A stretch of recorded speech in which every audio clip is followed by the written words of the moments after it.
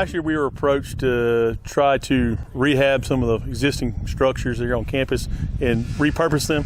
And so we started off by working on the siding of this barn and trying to get the outside so it was functioning to protect the inside. And now we've moved on to turning this into a chicken house. We'll have a broiler side, which is the chickens that will grow up to feed to the children in the cafeteria, and then we'll have a layer side, which will be laying the eggs, hopefully what we'll use in the cafeteria as well.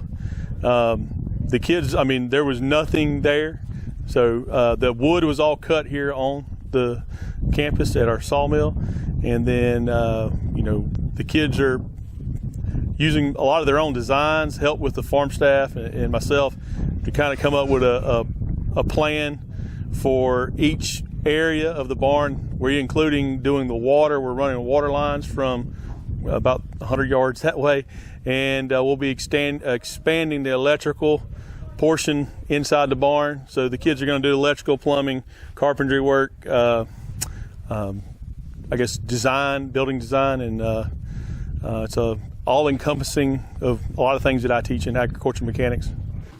Well, the scope of this project is for us to learn how to raise both broiler houses and layer in-house hens. And what's going to be put on the right side is the layers where we'll harvest eggs, and what's going to be put on the left side is where we'll harvest the chickens off of their meat.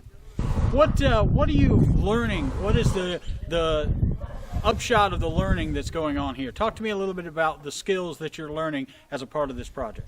As this is one of our woodworking projects, we not only learn how to work well with the woodworking tools to put a project together, but we also learn how to harvest the wood from the trees, where we'll go out to the wood mill and we'll cut up the wood, and we'll take it over here, we'll process it. So you really learn the whole scope of a woodworking project rather than just putting a box together. You actually learn all of what goes into it, from the forest to where you're actually working with the wood.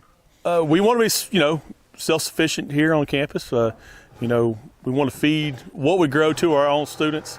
I think it's, you know, on a hobby side or in the future, kids that are going to go into commercial industry, you still need to know basic, you know, husbandry of animals and how they grow and how to feed them out and what tastes good when what doesn't, how to collect eggs. I mean, it's a lot of skills that you don't realize that are going to be from here, for many years the kids will get out of this project.